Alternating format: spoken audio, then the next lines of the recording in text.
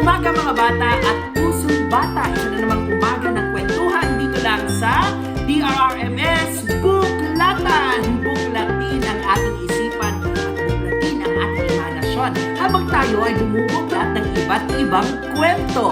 Kumusta kayo? Ang ating DRRMS Buklatan ay proyekto ng Department of Education, DRRMS o ang Disaster Risk Reduction Management Services, kung saan meron po tayong mga MHPSS or Mental Health and Psychosocial Services. Lalo na ngayong panahon ng pandemya. Kumusta nga ba kayo sa inyong mga tahanan?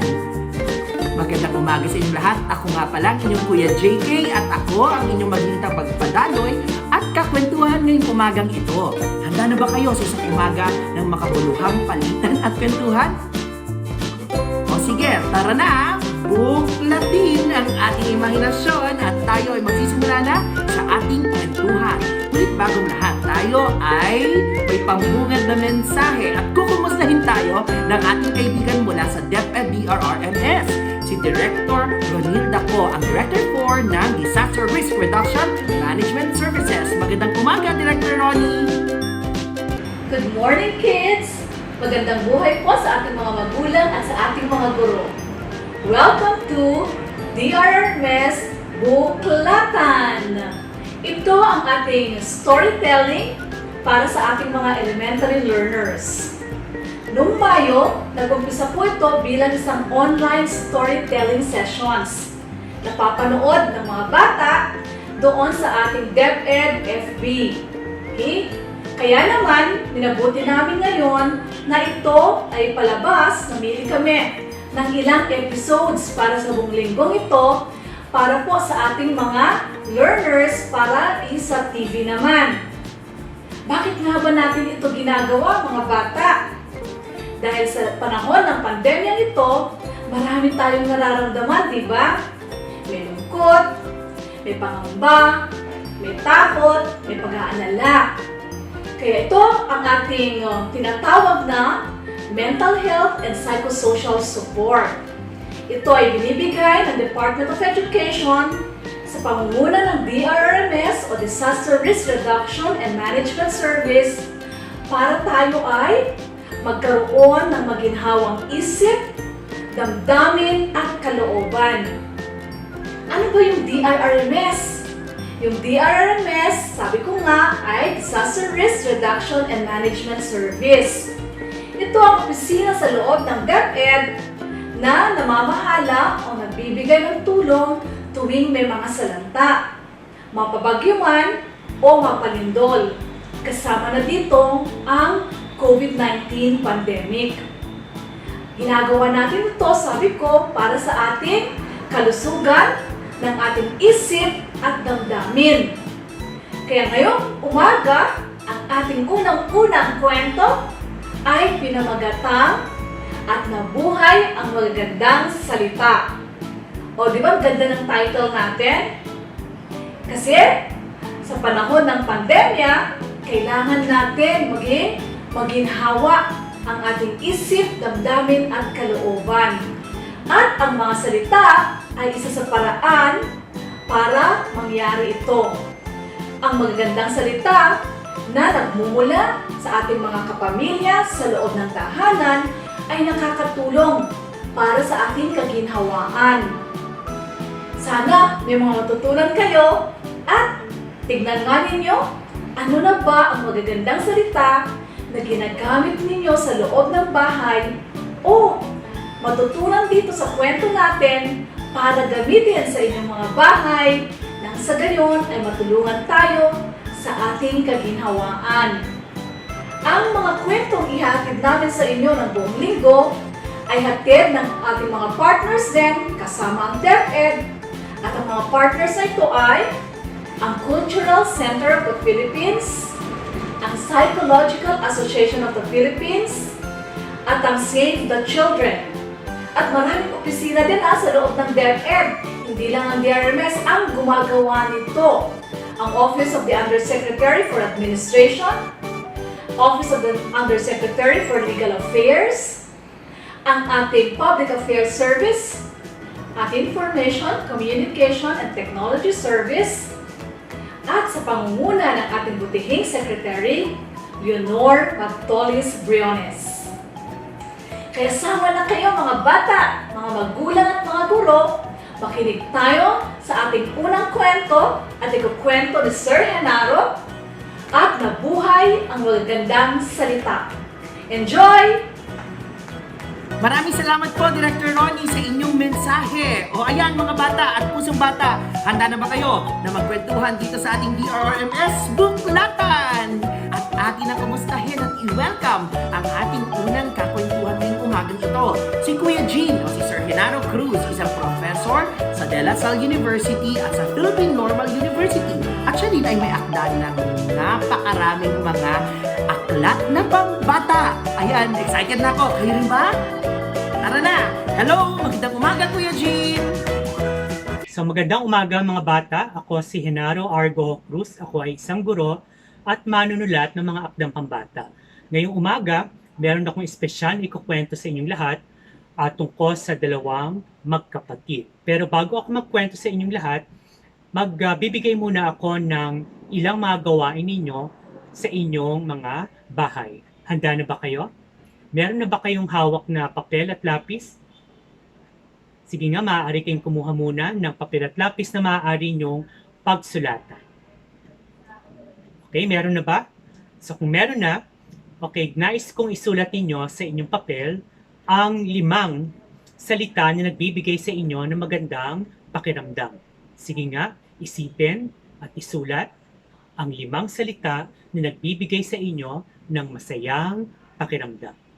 Na sa tuwing maririnig ninyo sa ibang tao o maaaring kapag binibigkas ninyo ito, ay nagbibigay ito sa inyo ng masayang pakiramdam. Isipin nga ang 5 salita na ito na inyong unang may isip. So ang 5 salita na nagbibigay sa akin ng magandang pakiramdam ay una, pakisulat, pangalawa, pangatlo, pang-4, at pang-5.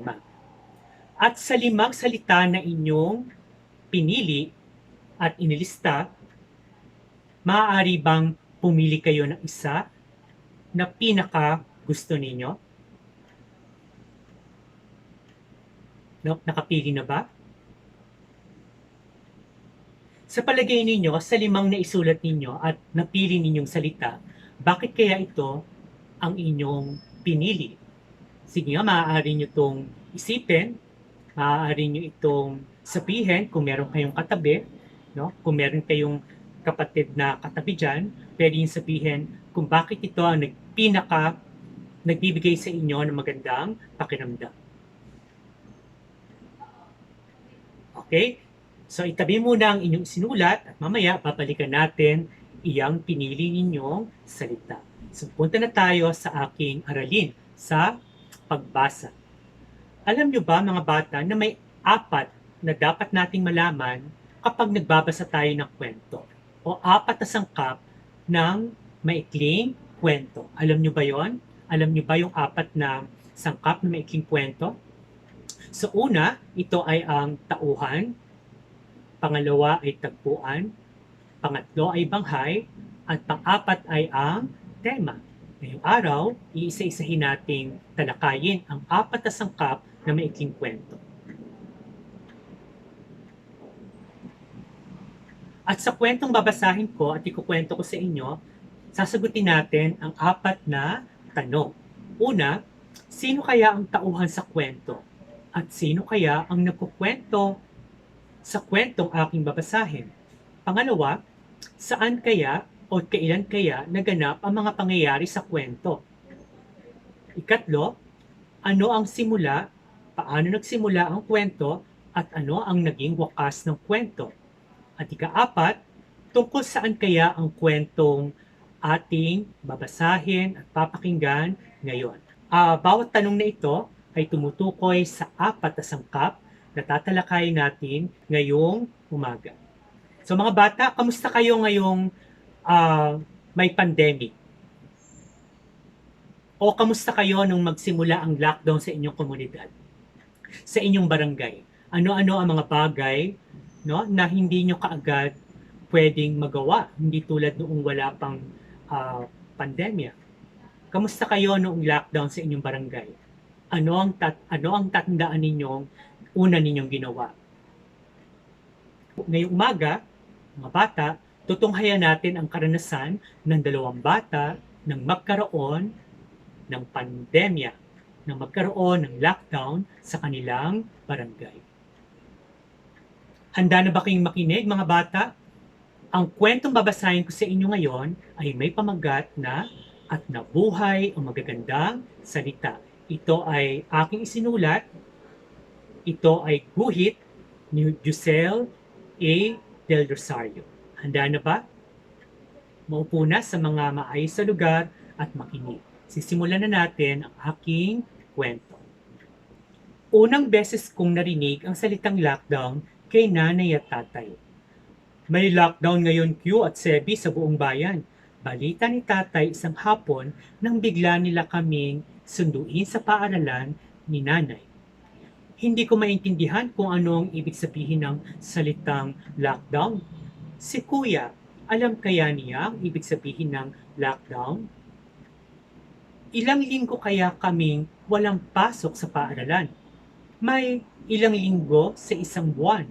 May ilang araw sa isang linggo. Matagal-tagal din kami hindi papasok ni kuya sa paaralan. Ito lang ang naiintindihan ko sa salitang lockdown.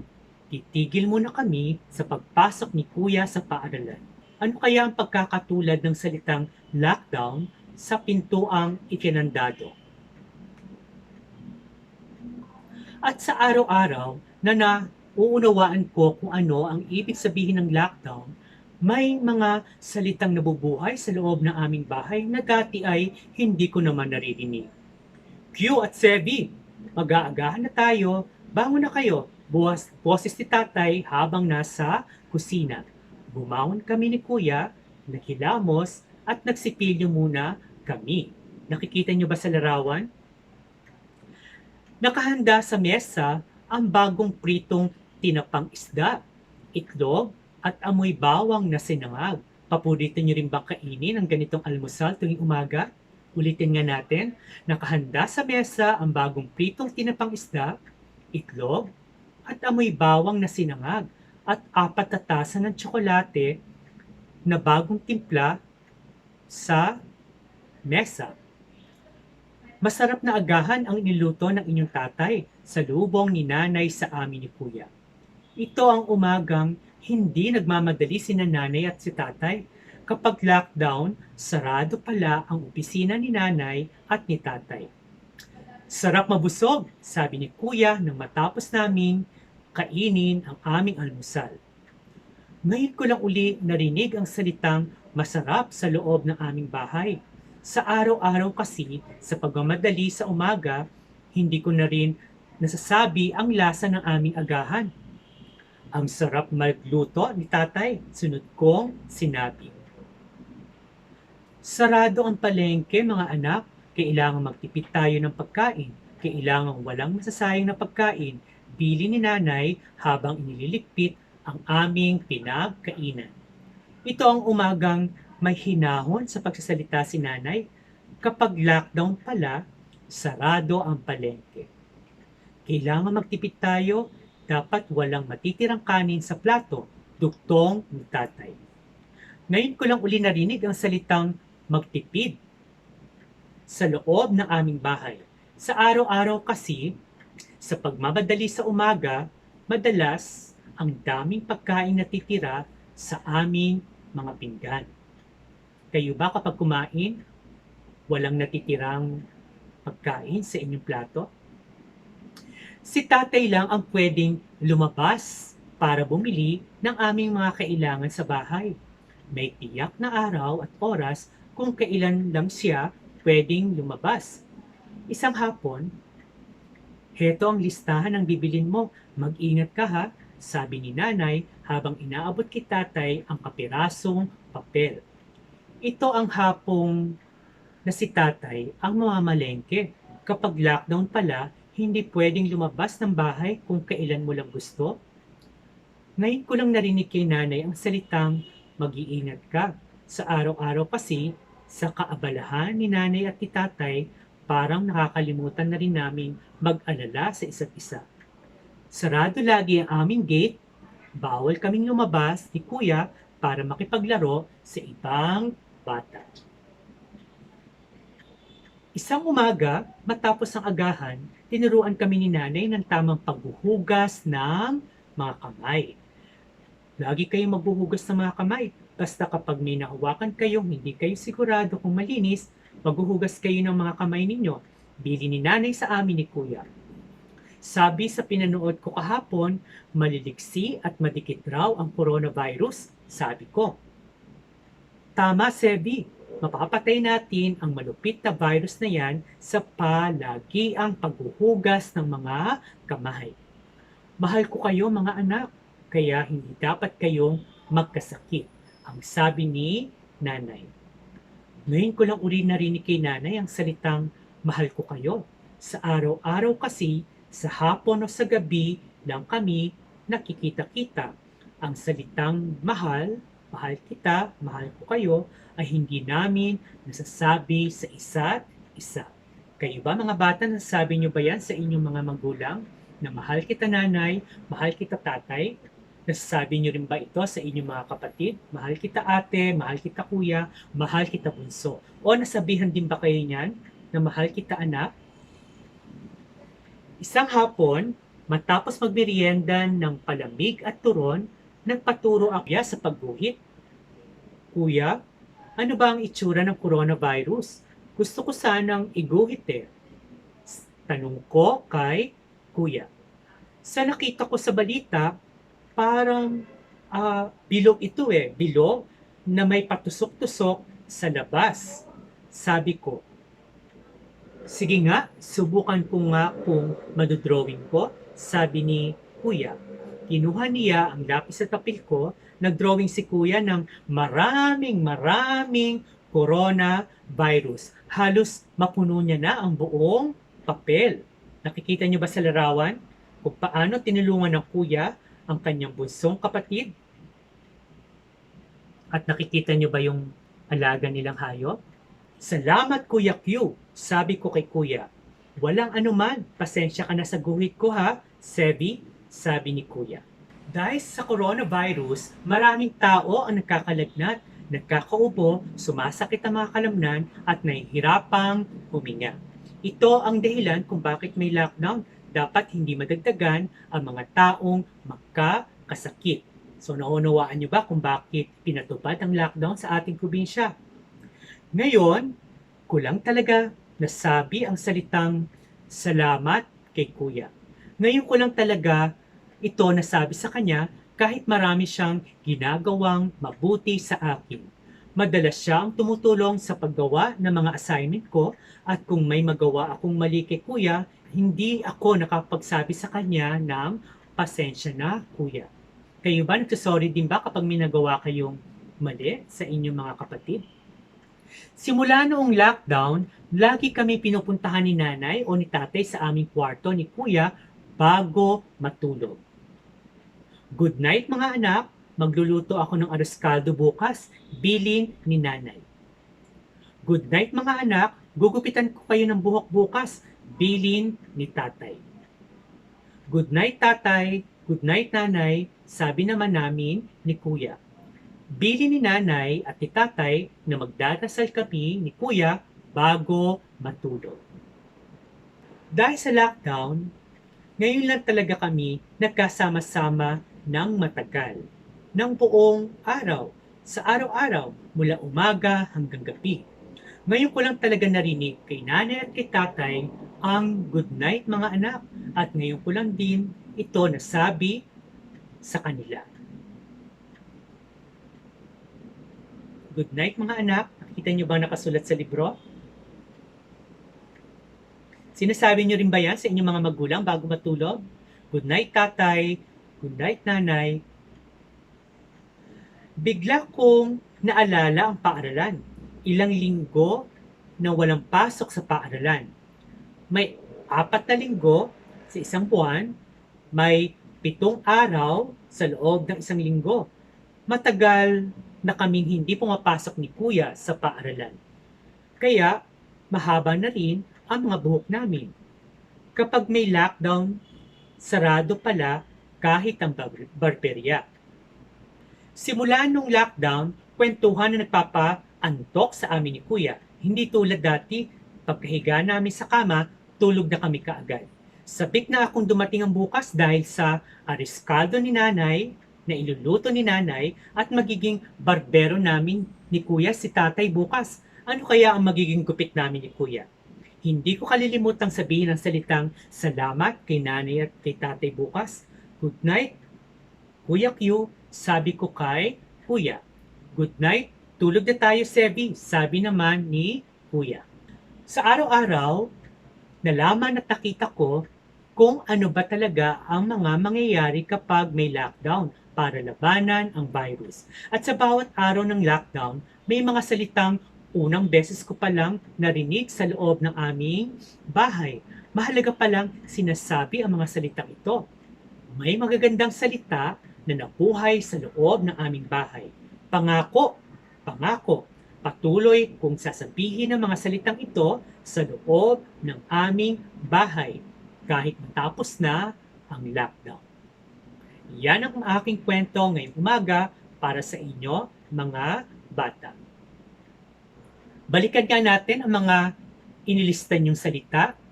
Meron ba sa mga nabanggit kong magagandang salita ang katulad ng mga salitang isinulat ninyo? Meron ba sa magagandang salita na nabuhay sa bahay ng bida sa kwento ang naisulat nyo rin? Naalala nyo ba yung mga magagandang salita na sinabi nung batang tauhan sa aking kwento? Ano-ano nga uli yun? Naalala nyo pa ba? Okay, so ito ang aking mga tanong. Sino ang mga tauhan sa kwento? At sino ang nagkukwento? So malinaw na meron tayong 4 na tauhan.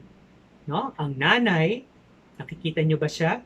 Ang tatay, nakikita nyo ba siya? Si Kuya Q at si Sebi. Siyempre, hindi mawawala din ang aso, ang alaga nilang aso. At kung mapapansin nyo, sa bawat bahagi ng libro, makikita nyo ang cute na asong ito. Kayo ba may alaga rin bang aso? Kaya lang hindi nila nabigyan ng pangalan yung aso, no? Sa inyo, anong pangalan ng alaga yung aso? At sino ang nagkukwento sa kwentong binasa ko sa inyo ngayong araw? Siyempre, si Sevi. No? Yung nakikita nyo sa screen ngayon. Siya ang nagkukwento sa kwentong ating napakinggan. Pangalawang tanong, saan at kailan naganap ang mga pangyayari sa kwento? Kailan kaya ito naganap? May salitang lockdown, no? Kailan kaya ito naganap? Tignan nito. Unang beses kong narinig ang salitang lockdown kay nanay at kay tatay. Ano ang sabi ng tatay? May lockdown ngayon Q at Sevi sa buong bayan. Balita ni tatay isang hapon nang bigla nila kaming sunduin sa paaralan ni nanay. Wala muna kayong pasok sa paaralan ng ilang linggo. Dagdag ni nanay. So ito ay nangyari ngayong panahon ng pandemya. Ikatlong tanong, ano ang simula ng kwento at paano ito nagwakas? Muli, makikita natin, no, ang mag-asawa, ang nanay at tatay, sinundo nila ang kanilang 2 anak sa paaralan.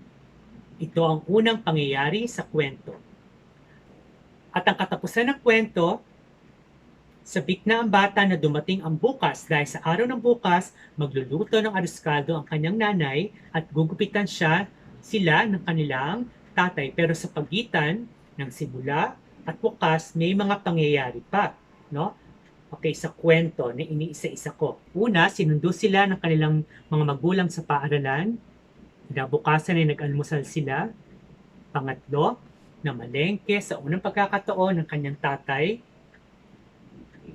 Pang-apat, nagpatulong si Sevi sa kanyang kuya sa pagdodrawing ng coronavirus.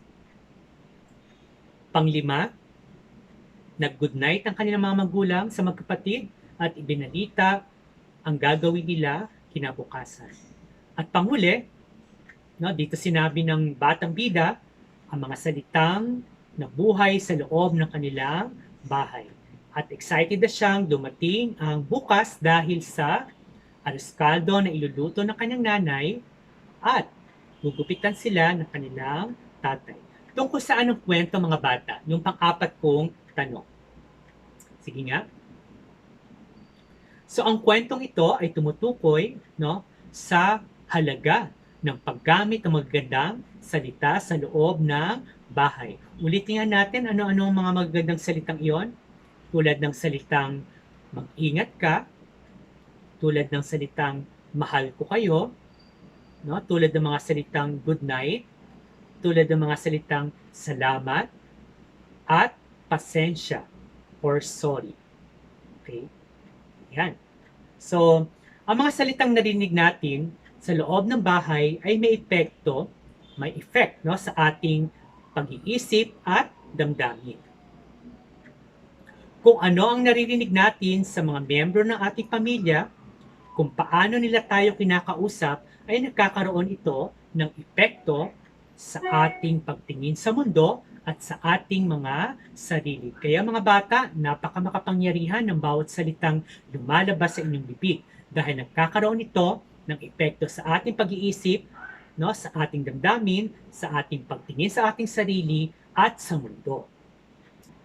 Ang mga salita ay may kakayahang bumuo sa masayang pagkatao ng isang bata. Isang salita na nagpapasaya sa ating lahat mga bata, ang salitang salamat po.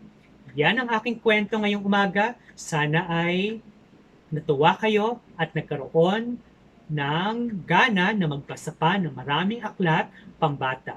Buhayin ang magagandang salita sa loob ng ating tahanan mga bata. At yung mga inilista ninyo, baka pwedeng bigkasin nyo na, bigkasin nyo na, sabihin nyo na sa bawat miyembro ng inyong pamilya. Salamat po uli. Ang aklat na pambata na aking binigkas ngayon, ikinuwento sa inyo ay naisagawa sa pamamagitan ng isang proyekto ng Power Books ni Honorable Francisco Paulo P. Ortega V ng probinsya ng La Union. Layunin nitong ipamulat sa mga bata ang halaga ng pagbabasa na maaaring simulan sa loob ng inyong mga tahanan. Salamat mga bata. Ako si Henaro Goho Cruz. Kita-kits ulit sa susunod na buklatan. Salamat. Paalam. Maraming salamat Kuya Jean. Nako, napakaganda rin yung kwento at tama nga naman Nako, napakaganda rin makarinig ng mga mabubuti at magagandang salita. Kayo ba, mga bata at pusong bata, lagi ba kayong gumagamit ng mga magagandang salita? Lalo na sa mga kaibigan natin at sa mga mahal sa buhay. Kaya halina kayo, samahan niyo ako sa ating pagninilay kasama si Kuya Dan Paulo Yema, na isang psychologist at assistant professor sa University of the Philippines, Los Baños. Kuya Dan, magandang umaga! Kumusta?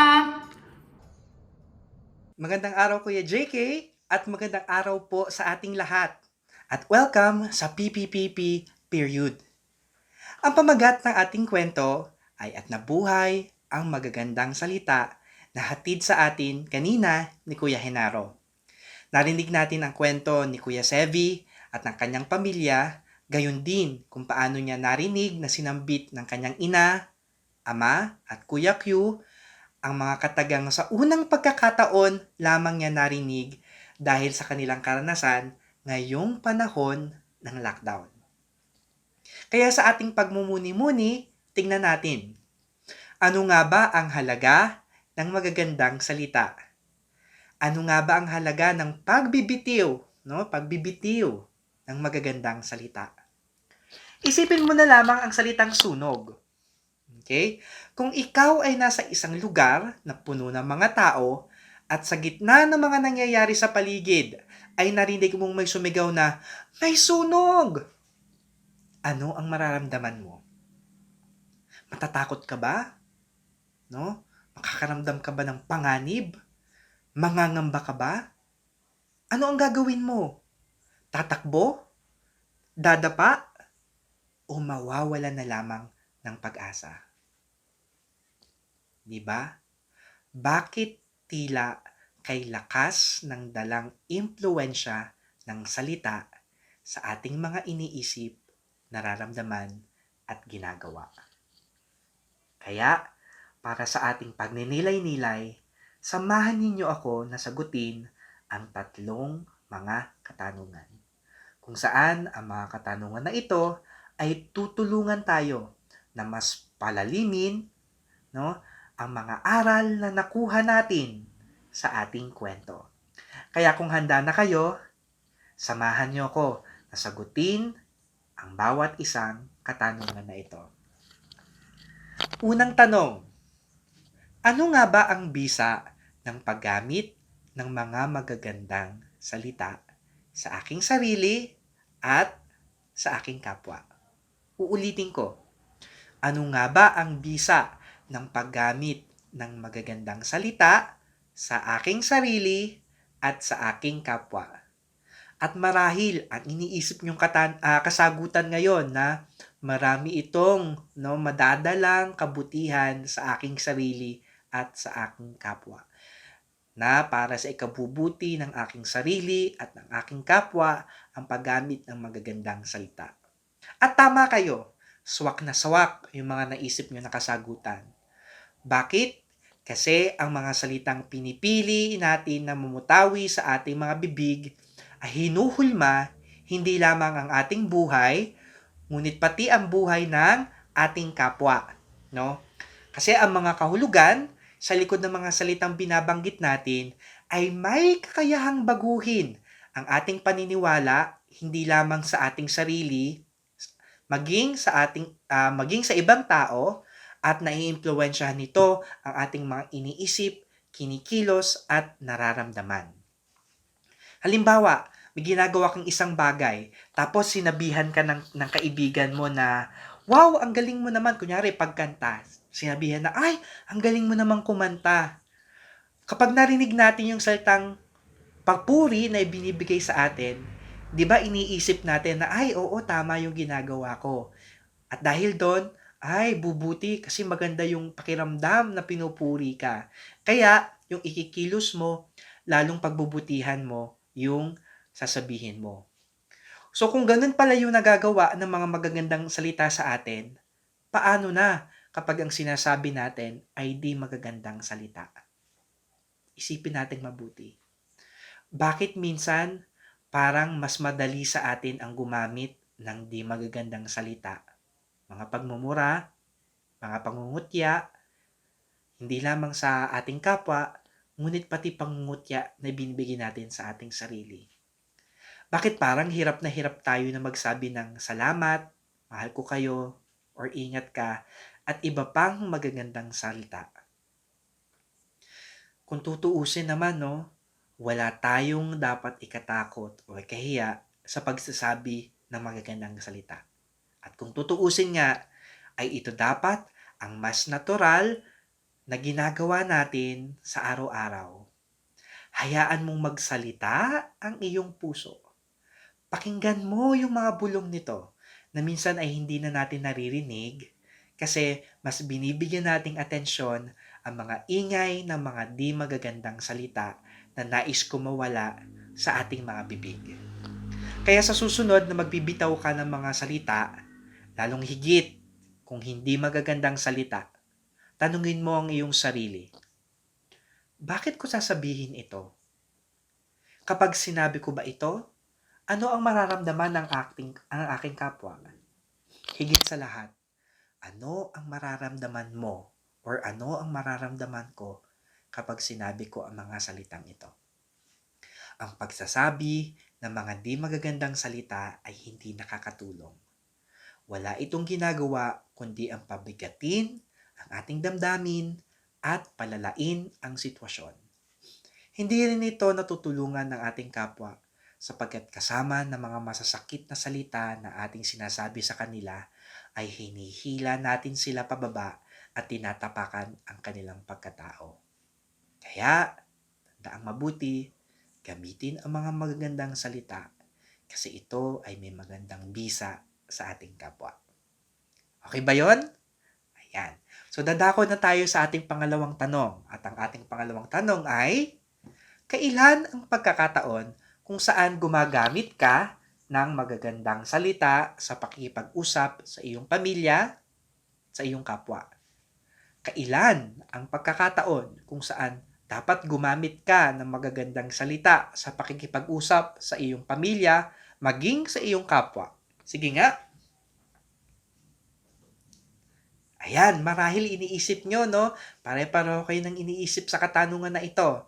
Na ang sagot ay dapat araw-araw. Very good. So kung may pagkakataon man na dapat gagamit tayo ng magagandang salita, ito ay dapat araw-araw. At kung may lugar man, no, kasi nga sabi natin araw-araw, so kung may lugar man na dapat araw-araw mamumutawi ang mga magagandang salita, ayon ay dapat sa ating pamilya at tahanan. Ang pamilya ang siyang dapat tahanan ng magagandang salita. Ang pamilya dapat ang nagsisilbing kanlungan ng mga makabuluhan at makahulugang mga salita na mag-aangat sa bawat miyembro nito. Datapwat, kung mahalaga sa iyo, no? Kung napakahalaga sa iyo ng iyong pamilya, dapat ang mananaig dito ay magagandang salita. Okay? Sa pamilya, nagsisimula ang lahat at mahalaga para sa lahat, lalong-lalo na sa pagkakataon ngayon, na makahanap ang bawat isang miyembro ng pamilya ng suporta at kapanatagan at pagmamahal na magmumuwala sa atin sa bawat miyembro ng pamilya. Mahalaga ang komunikasyon sa bawat miyembro ng pamilya. Mas madaling naayos ang mga mahihirap na sitwasyon at mga di pagkakaunawaan kung nag-uusap-usap ang bawat isa at naipapakita ang apirmasyon sa mga nararamdaman at iniisip. Maging daan nawa ang lockdown upang mapabuti ang komunikasyon ng bawat pamilya sa loob ng tahanan. Huwag nating palampasin ang ganitong pagkakataon na magkakasama ang pamilya at may sapat na panahon na nagugugol sa bawat isa. Okay? Kaya tandaan, sa tahanan, bawat minuto, bawat oras, at bawat araw ng ating buhay, dapat namumutawi ang magagandang salita. Okay? At para sa ating huling katanungan, paano ko magagawang bahagi ng aking buhay o ng aking pamilya ang pagsasabi ng magagandang salita? Muli, paano ko magagawang bahagi ng aking buhay o pamilya ang pagsasabi ng magagandang salita? No? Marahil iniisip nyo na dapat talagang naisa sa buhay, no? Napapractice natin ang pagsasabi ng mga magagandang salita. Pero paano? Okay? So para makita natin ang halaga nito, dapat tinitingnan natin yung halaga ng oras at panahon. Okay? Kasi maraming mga magagandang bagay na maaari nating matuklasan sa bawat araw na magkakasama tayo ng ating pamilya, no? Lalong higit ngayong panahon ng lockdown. Kasi minsan parang matagal na tayong magkakasama, no? Matagal na kayong magkakasama, pero parang ang dami-dami pang mga bagay na hindi nyo alam tungkol sa bawat isa. No?